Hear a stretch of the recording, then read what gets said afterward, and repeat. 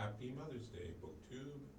It is the day after here, Monday in Thailand, but it might still be Sunday wherever you are, or it's Tuesday. I can never remember which way the days go, depending which direction you go around the globe. But I thought a lot about my mom yesterday, and I was thinking about her shelf of books that she has in the bathroom.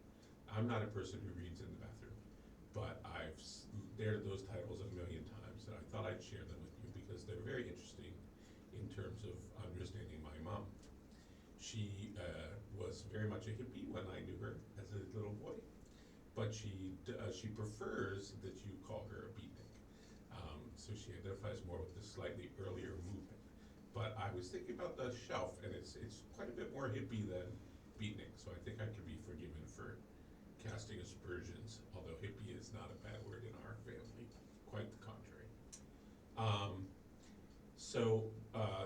This is a very small shelf, not very tall, so these are all short paperback books that are in there.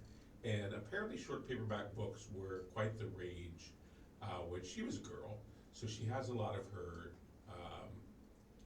classics from when she was a little girl in those shelves that are lovely, like leatherish, little books. So mainly poets. I think there might be a few little excerpt ones, like a Dickens, like The Wisdom of Dickens or something like that. And there's a Fanny Hill's Memoirs. Ooh.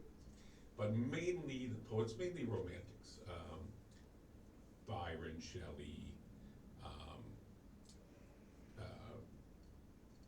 Tennyson, of course Wordsworth and Coleridge, these folks. We're from Warrington, England, which is below the Lake District, but she very much loved the Lake District. And so another couple books that are from when she was a little girl are books of like trees or flowers or plants. I can't remember which exactly. I think there's one of birds there. My mother's always had lots of nature books. And when we lived in Florida, we were in the swamps. We had a bird bath and we saw every bird.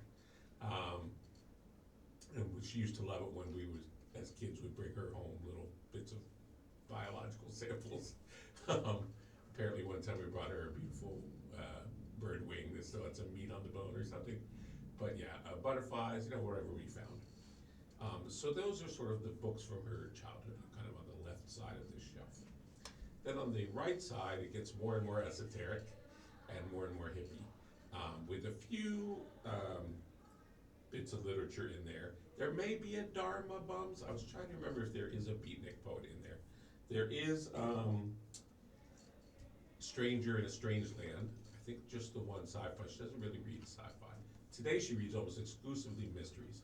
And I was trying to think if there's an Agatha Christie or however you say the New Zealand name.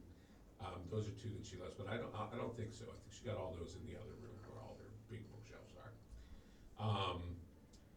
And same with the fantasy she loved, Mist of Avalon, but my memory of that is as a big book, so I don't think it would have fit in those shelves.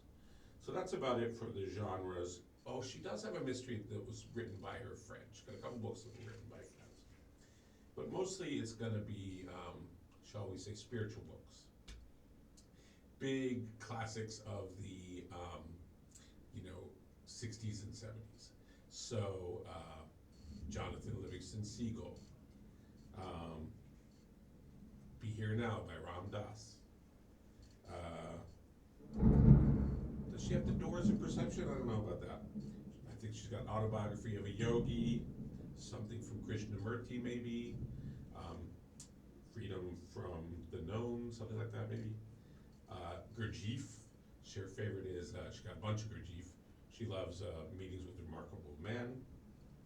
I think Swami Vivekananda's in there, who is the disciple of Ramakrishna, who, really wanted to spread Indian ideas in the West, and so everybody started going to India at that time, and not to be confused with the Hare Krishnas, totally different group. I don't think she had like a couple of the more sort of, like she didn't have any Vonnegut or anything like that. I don't think she had electric Kool-Aid acid test or watermelon sugar, any of those. But she had crack in a cosmic egg. That was one of my favorites. That is, you're in your egg, right? That's your world.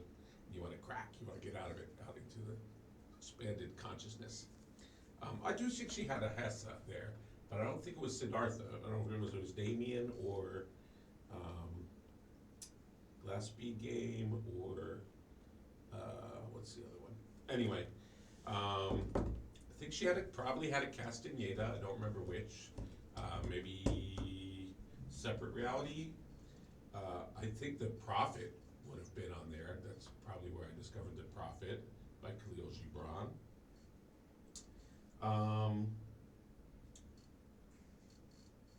And a lot of, she loves Indians from India and Indians from Americas. So Black Elk Speaks is one she has there. And most of her Indian stuff is in the other room. I think maybe Frank Waters, the man who killed the deer, might be in the bathroom. I think the Bardo is there, the Tibetan Book for the Dead. Also, Alan Watts is there for sure. Maybe Taboo Against Knowing Who You Are. And Schweitzer is one of her heroes, so Reverence for Life would have been there. So those are some of the books that are on the shelf. Some you might have heard of, some perhaps not. I thought I would tell you just a tiny bit about Be Here Now by Ram Dass. So the thing to know about Ram Dass is his name is Richard Alpert. Richard Alpert is was a Harvard professor. He says of himself, until you know a good Jewish, middle-class, upwardly mobile, anxiety-ridden neurotic, you haven't met a real achiever. So not only was he a very successful professor at Harvard, he was in psychology. And one of his problems was he was looking at all his colleagues and all these, brokers of wisdom for the West, and not finding that they were very evolved, very happy, very centered people. And so he starts trying various things. Timothy Leary turns him on to acid.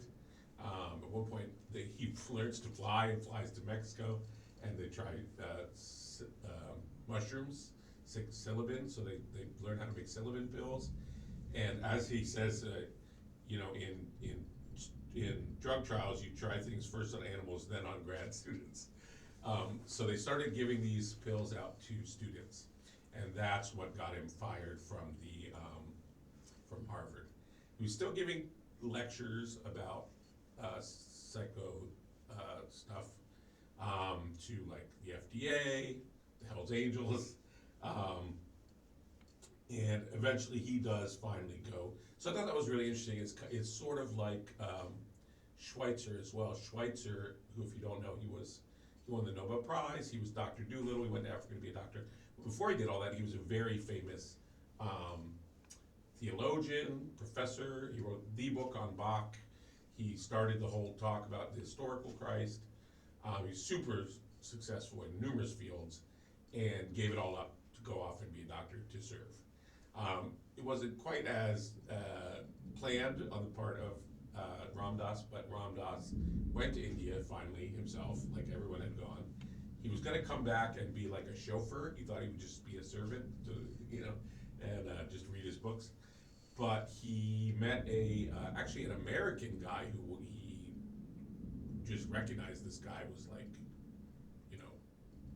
centered.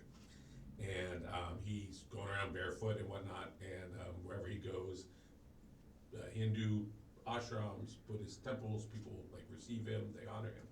So he starts following this guy. He said he was very compassionate, he had no pity. So that's how he goes on to become Ram Dass.